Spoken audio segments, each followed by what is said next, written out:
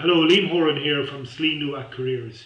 As part of National Supported Employment Week 2015, I'm joined today for this interview by Geraldine Grady from the Irish Association of Supported Employment.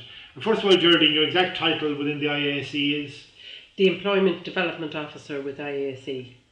I've been there for the last 2 years working on the Open Door project. The Open Door project was set up to open doors for disability services with employers, to allow them to get access to more opportunities within these organisations, and so that they could then seek new roles within the organisation and be able to work closely with organisations that they hadn't got access to previously. So your work is more on the employer side of the fence, making it easy for them to get people on supported employment into their organisations. Is that right? Exactly. A big part of the equation, isn't it? Of course, yeah. And I suppose the reason that I got involved in this, I suppose I bring a lot of context from my own HR background of almost 30 years. I've been involved in the Chartered Institute of Personnel and Development, and I have access and I know a lot of people within the HR circle. So it was with that aim in mind that we would access more people, more organisations, and then build the link between the disability service and the employer, to allow them to place people within the organisation if there was a suitable role for them. Excellent. Well, over the next while we're going to talk about that, and I suppose first of all, what is supported employment? Who are the IASE? And we'll go on further then, but just give us an overview first about the Irish Association for Supported Employment. The Irish Association for Supported Employment is a voluntary organisation set up in 1994 to promote equal employment opportunities for people with disabilities using the supported employment model, which is a model that is where the disability service supports both the client and the employer to place somebody in their employment. So it's not just for the client, they're also working very close. So the client goes into the organisation and they're then supported by the disability service. For disability services like employability is one of the bigger organisations. They have the clients that come to them, and then they match the client to the job that's on offer by the organisation. And then when the person is placed in there, they offer that support to the employer to help them with any queries, or if there's any fears about the person that they have taken on. They alleviate all those fears and they actually train them as well, and it's a fantastic model. It is the way to previously did the model tend to support only the client? Or is this a new way of doing this? Well, this would be certainly a model that's known internationally and has been used in Ireland for a long time. But some organisations wouldn't have the job coaches, some of the disability organisations, whereas the job coach is the critical person, and they're the link to the organisation, whether it's the manager, if you're a line manager and you have a person with a disability on your line or in your office. The job coach is the person who links in, and if there's any fears or any concerns of any description, which can occur from time to time, particularly if the client maybe is on some medication and they're finding it difficult to cope at any particular stage, the job coach is there to help them and to go in and support them. And that's very hands-on and very much tailored to that situation, as opposed to a one-size-fits-all, isn't that right? Oh yeah, absolutely, yeah. I mean, one size doesn't fit all because people have different needs. Some people may not want the job coach coming in on a weekly basis because their needs may not be as great. But some people, some clients may, or job seekers as well, we call them, would need more support. and they will decide and tailor and customise it for each client individually. And who are the Irish Association of Supported Employment? It's an umbrella body as opposed to being a delivery body as such, isn't it? Yes, it is an umbrella body, and like the kind of things that the Irish Association for Supported Employment, they are promoting supported employment model both to private and public sector employers, but they influence the policy making. For example, they would be involved very much with the strategy that for disabilities in treaty, or I suppose the strategy of how people with a disability should be managed within Ireland, and they look at it, so they work very closely in terms of the government and developing that strategy of where are we going and what does this sector need in the future. Okay, that's very good. Also, just to talk to you about the National Supported Employment Week, which is the big event every single year, and this happens in April each year, and that's the Job Shadow. Now, the Job Shadow is a fantastic initiative. It allows the employer to take somebody in who has a disability and let them job shadow somebody within their organisation. It has phenomenal effect because firstly, for an employer that may have a fear about maybe taking on somebody, they get first-hand knowledge of this and they're able to meet with the person, and it alleviates the fears. Also, there has been many occasions where the employer says, you know what, I will take this person in a full-time job or in a part-time job also. As a result of having them in their organisation on job shadow for 1 day, 2 days or a few days. But this week here now in February or in April is the week for job shadow, and it's an excellent way for employers to see the client or see the job seeker and be able to assess if they have or have not a job. And as well as creating awareness, of course, in a public relations sense as well, isn't it? Of course it is, yeah. But, you know, the most important thing is that it's not a token job. The most important thing is that the person goes in, that they have a real, that they feel that it's an important job that they're doing or shadowing, and that maybe that the next opportunity that comes up with the organisation, it also opens their mind. And I think that's what, like we talked about open door earlier on, but my whole, the whole concept in my view is that we open people's minds up to actually how you can do this, as opposed to saying, no, that wouldn't work in our organisation. And that's critical, I think. Okay, so that's some of the background there. As you said, real jobs, not token jobs. Yes, and real jobs in the open market. And through the open door in Galway, we employability linked with the recruitment agencies. So we had many of the recruitment agencies, CPL, Collins McNicholas, you have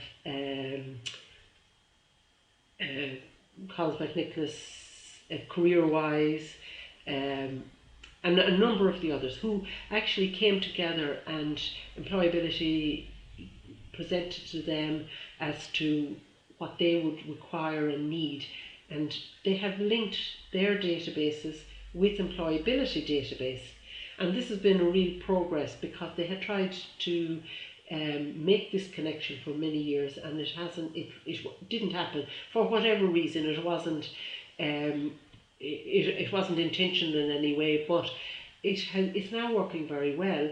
And placement, are people getting jobs through this? Well, it's starting, Liam, and the most important thing is that they're now considering applications on the employability database, and also they're building a link there, and there's a very close link built with the recruitment agencies now. And I think in time it will work much more successfully because the links are there. I do have a person, I do have a job, and it's trying to match that job and making people available to go for interview.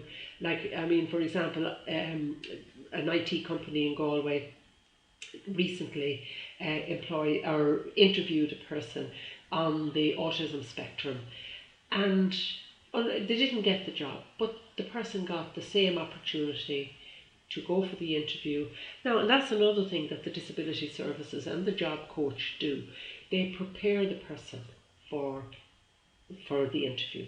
In fact, if they need some assistance, like if they need somebody to sign language, do sign language, they can do that.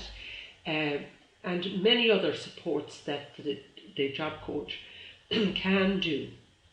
And they themselves help them to do a really good interview.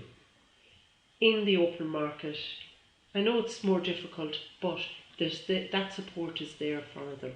And he didn't get the job, the young gentleman, but he is now getting more confident in going for interviews. Mm-hmm. And this is really good because the link now with the recruitment companies is allowing that to happen. And sometimes not getting the job is part of job seeking as well, isn't it? It's part of course it is. It's a very real experience now for this person. Okay, so how does it actually work? I mean, you know, this slide here takes us through it in a headline way. You've talked about interview preparation, all that kind of thing. Next Monday morning, a job coach has a job seeker. Where do they turn to? Where do they go to? Do they pitch out to companies? Do they do more of responding to advertisements like recruitment companies might have? Or have they already got links in place? Or does it vary from place to place? The disability services would have links of their own. They do a lot of very, very good work. And they're constantly working with the employer and identifying employers that may have jobs and may be open to taking a person with a disability. But the first thing they do is the job seeker comes to the disability service or they're referred. They then sit down with them and they assess their needs. And they also assess their capability and their skill set. And they then try to work with the employer. They identify an employer and work with them to identify a suitable role. Now, which I didn't say is, you know, employers have to look at it from a business case. Mm-hmm. And, you know, the disability services are very well aware of that it has to make business sense as well, that it isn't just a token job, that it, as we said earlier, it's a real job for the person. And so many people have obtained these roles and have worked out extremely well, and the benefits for them is fantastic. But it's also a benefit for employer. Mm-hmm. But they will then look at the person and then they match the job and then the process will start. Now, the disability service can offer up to 18 months support from once the client or the job seeker goes into that role. And that's excellent because that's the supported employment model working to its optimum. And the other thing that is really good is that some people may not need 18 months.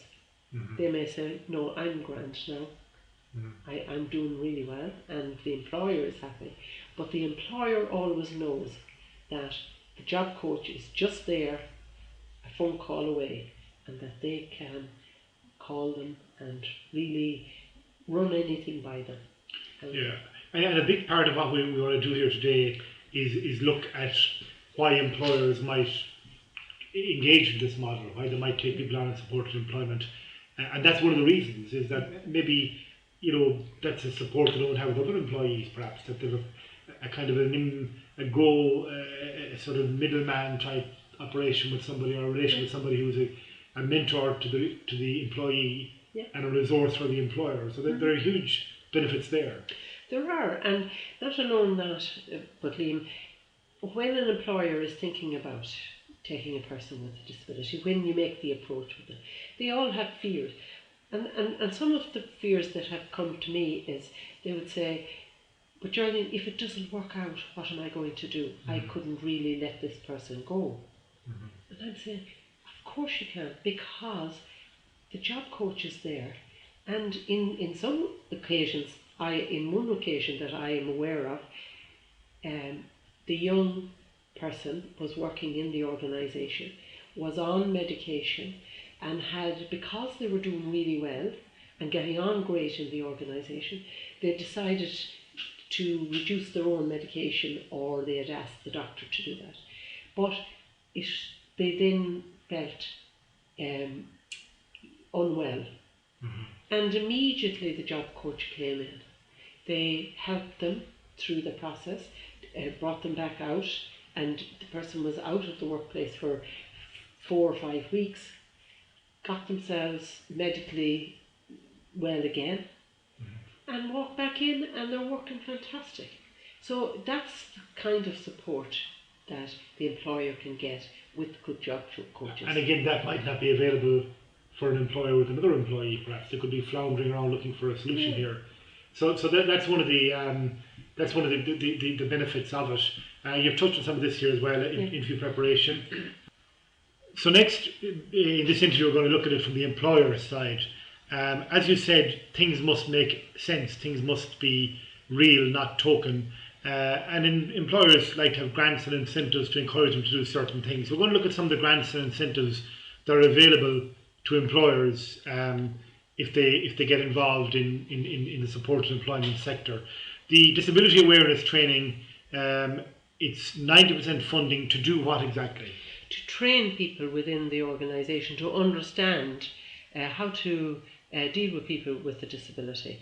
And many employers are open to this through their own diversity in the workplace policies and procedures, will engage with disability training, and they can get that 90% funded. On-site training for your employees? Yes, on-site training for their employees. Use of language, how to approach things, that kind of stuff, is it? Exactly. And not alone that, but you know, many people, many organisations would have a person or two, or many people who have acquired a disability through their working career, and it's to help managers in how to deal with a person with a disability, how to understand them, but not just managers, colleagues as well. And it's really, really important for them to understand that. Okay, there's the wage subsidy scheme as well, and this is slightly more complex, I suppose, and we have actually here some information from the welfare.ie side. It's a DSP payment, and it's there for people to read. But just to go through it, it basically has a number of ways in which you get funding or support if you employ disabled people who work more than 20 hours per week. That's a key point there. To it, yes. And they get a subsidy. The rate of subsidy is €5.30 per hour and is based on a number of hours worked, giving a total annual subsidy available of €10,748 per annum based on a 39-hour week. And then there's it's probably a bit more elaborate obviously, but down at Strand 3, if you have 30 or more disabled workers, you can get a very significant grant there as well. So I suppose the message here, Geraldine, is that there are lots of different ways of going about it, and if people are interested, they should contact you or the IASC or the local employability group. Employability really have a fantastic knowledge, or the disability services like employability have fantastic knowledge, because they're working with this every single day, and they're the people who have the job seekers, so they themselves are very au fait with what grants are available, how they can support the employer, and the DSP site as well is excellent, and it has fantastic knowledge there. Okay, so that's one particular support, the wage subsidy scheme. Jobs Plus is another one, a very significant grant there as well. Yes, €7,500 grant to recruit a person unemployed for more than 1 year. And again, they can obtain any of that information through the DSP site, or they can do it through the Disability Service, because they're very well versed on all of these grants available. Okay, and there's a reasonable accommodation fund as well. And as you say here, it's a grant to retain an employee who acquires a disability, and that may be something people forget about, that people do acquire disabilities as they go through their lives. All sorts of things happen. Yeah. So it's not, it may well be something you have in your organisation already. Exactly, yeah. And it may be wheelchair access, it may be a chair, it may be to do with the screen on the computer. There is so many manifestations. Yes, and that they can avail of the grants to purchase those. And some things that equipment for the employee. Some of the things that are here: the workplace equipment adaptation grant, personal reader grant, very interesting, job interview interpreter grant, and the employee retention grant. So I suppose the message for employers here is there's a lot there if you look into it and ask the questions and see what's there for you, because there is clearly a lot of desire to help the employer here as well. Absolutely, and they are available to the employer, and it does make it, financially a little easier. It eases the burden, particularly for employers to take the person on. And it's the incentive. Not, if they've decided and have opened up their minds to taking the person with the disability, then the incentives are there to support that, and that's something that employers should avail of. Okay, and I suppose other things that come under benefits for employer, a lot of smiling faces here outside the Shelburne Hotel, I think. Yes, it is. Became very well known through its TV programme. But promoting an inclusive workplace, and I know you've touched on this before. People can often feel better. People do feel better in an inclusive workplace. They feel like people are being respected, and that's a two-way street. If others are being respected, it implies you're going to be respected more as well. Absolutely, and a person with a disability can bring a lot of skills and they can really help others to understand how it is to have a disability, and they can learn so much and become, I suppose, much more fulfilled in their own roles, and particularly if they're working with that person every single day, it really is, and it shows that the organisation is inclusive, and that they have opened their minds up to working with a person that has a disability. And a talent pool of motivated and reliable potential employees here that may not have been considered before. And you talked earlier on about the recruitment companies now having a link right into the databases. Yeah. And so a whole new world is opening up both for the employee and for the employer here. Absolutely, and they have those a highly motivated and reliable potential employee. So for a person, that's what IAAC are always trying to promote, that everybody has a right to work. If they want to work, they have a right to work. So therefore it is really encouraging for any person who has a disability, and they are so motivated and so reliable when they get that job, because they love what it does for them to get out into the workplace and be treated as the way they should be treated, that they have a right to a job. And like all of us, but maybe because of that disability, it is more difficult for them to actually get into the workplace. And to me, that's why I bring back to the Disability Service with the supported employment model. They can help them and link in with the employer, and that is really, to me, that's the way the model, that is the model that works really best. Okay. Reduced recruitment costs and risks. Elaborate a bit on that, please. Well, of course, you know, because there's no recruitment cost. If you go to an agency and you're employing somebody, there is a recruitment cost. If you put advertisements in the paper, the recruitment costs for those. Disability Service has a pool of really strong candidates who are seeking employment. Like, for example, we talk about disability, you know, and maybe it's something we haven't discussed in much detail. But what is a disability? Some people, and in particular in the last number of years, have suffered from mental health issues. That is considered to be a disability. They have worked really well in high level jobs, but to get back into the workplace, they're finding it more difficult.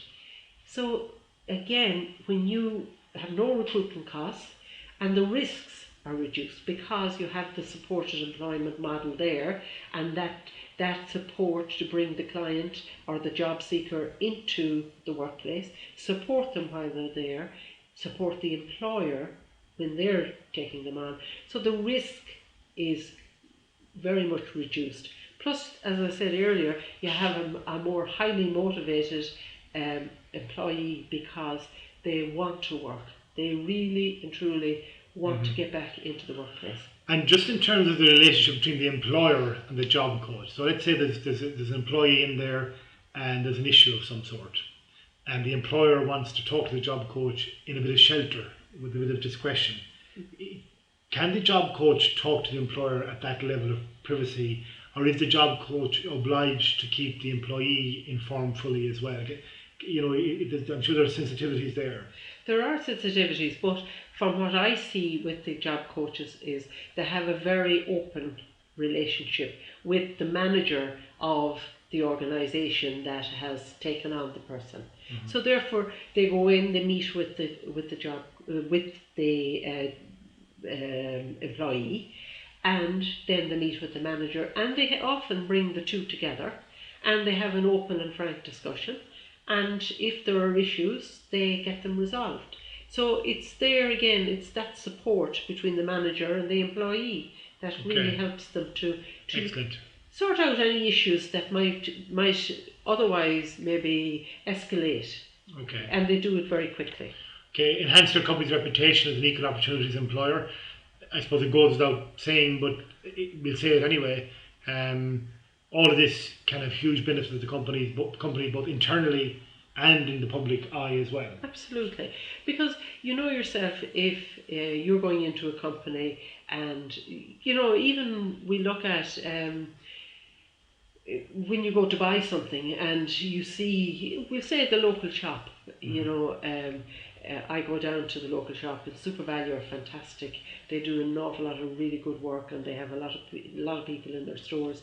Nesters in particular in Ormore, they have a person who that has a disability and has been employed there for years and has a real meaningful job in the store.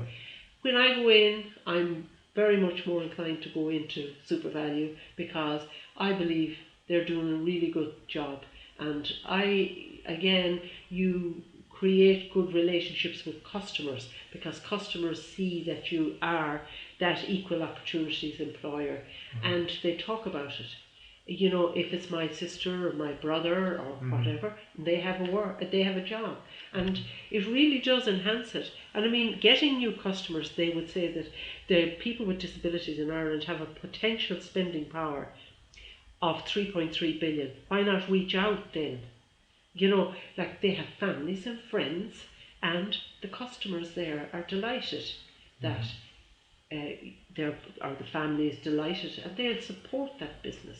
So just as the employee, as you've said a few times, is genuinely motivated to work and really appreciates it, so do all their families and other support people. Absolutely, and they'll support that business then. You might get a slice of the 3.3 billion. Absolutely, and it's... And Nesters of Horan more. Yeah. 3.3 billion do good for any little business or big business around here. Yeah. Okay, so that these are other benefits, I suppose, that the employer, you know, can get from this. And I think it's important to reiterate what you said earlier on. For the employer, it must make business sense. The employer's first duty is to the business, to keep the business viable for everybody else involved as well. If they're not recruiting What else can they do? What can they do? Well, this week Which is April 25 to, sorry, April 20 to 25, 2015. Exactly, 2015. But people can do some of this outside this week as well, can't they? It's not Well, all it primarily is this week, and it's Wednesday is the job shadow day.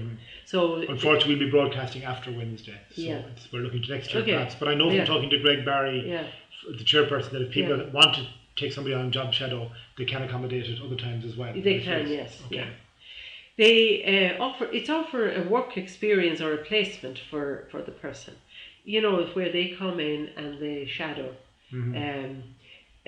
I saw last year where Brian Cody, he's our famous Kilkenny manager, he employed a person on helping him with the Kilkenny team, and he also is the principal of a school in Kilkenny, and he took on a person as well in that school, and they helped out. And then there was, one person that was employed actually got a job. They had a job as a special needs assistant, and it came up after that job shadow, and the person got the job, and they were delighted. And somebody shadowed on Taoiseach last year, I believe. They did, yes, and many of the politicians will allow that and will take a person for the day, and it's wonderful because they see how other people work, and that's, to me, is critical. Because if you have a disability, you might think that you may never work, but when they get that opportunity, they see how they could make a difference. And also, I know from my own work in career development is very difficult for people. They need to do shadowing, they need to talk to, they need to see how things operate, because you can see a job from the outside, but it's a totally different job when you get in there. Exactly, So it's very worthwhile stuff for people to see where my strengths might be applied. Exactly.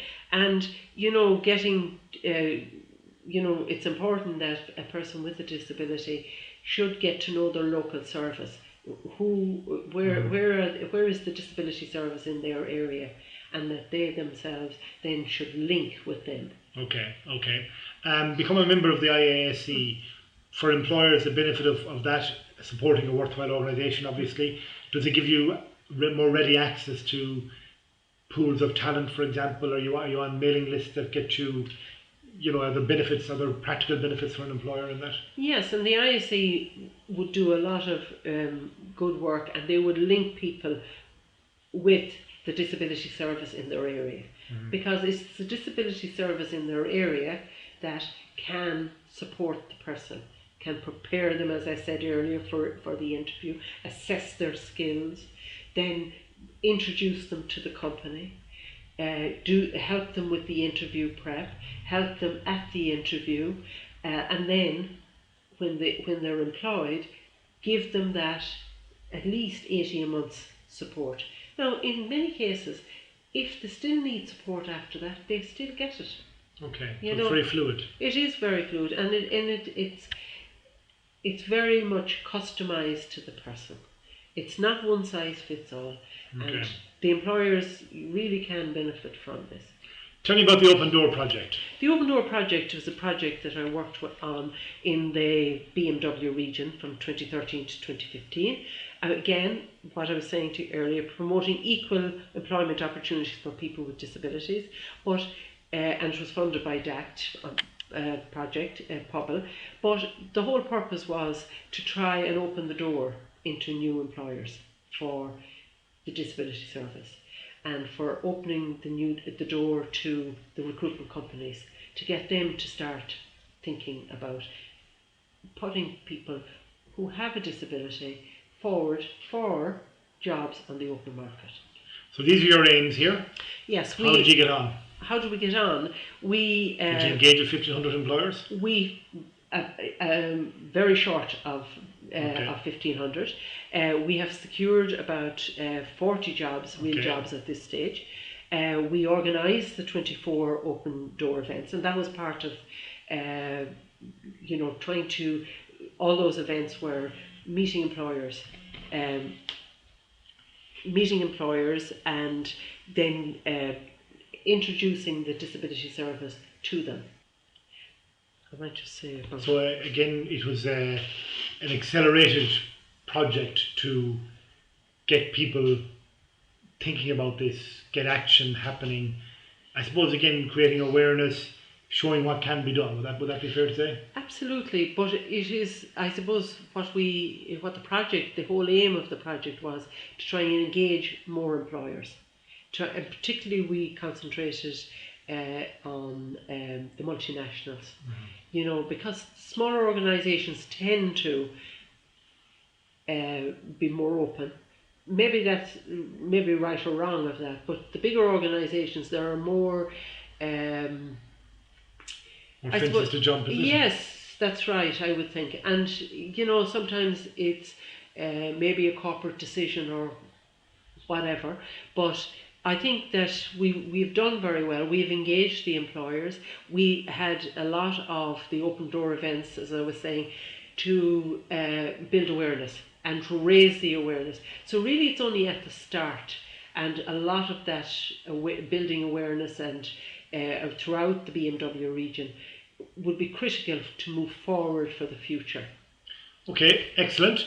For employers, I suppose, you know, to think about using this model, to think about accessing the services at the crucial time. I mean, is that the aim long term, that the disability sector will be included in all thoughts about recruitment, for example, that it's something you consider all the time as opposed to every now and then kind of thing? Is that the long term aim? Well, for this project. Well, no, for this sector overall. For the sector overall, it has to be. To me, it has to be about the disability service. The person the job seeker, the first link is to the disability service, and they have the job coaches, they have the knowledge and the support, and they can build the link with the employer. And if that happens, more people will be employed. Very good. One final pitch though to employers. You have 30 seconds to tell the dragons. Why should employers consider this? What's the last thought you'd like to leave with them? I think that they should open their minds to employing people with disability. The benefits far outweigh the advantages far outweigh the disadvantages. As I said earlier, you have a highly motivated, with great potential, people with great potential, and they really do give 120% to the employer, and many of the employers will tell you that. And the other thing I will say is talk to employers, talk to the disability service first in your area, and get the information on the subsidies and the grants that are available. But more importantly for me is, you know, when you see how it can work, like with another employer, say the HR manager in another organisation who has opened up and employed a person with a disability, that they can help you to understand that it does work, provided you put the work and energy into it, because it does take time. But there is great support there, and not alone is the support from the wage subsidies and the grants, etc., but the disability service have the job coaches, and particularly employability. They have excellent job coaches, and they can support you.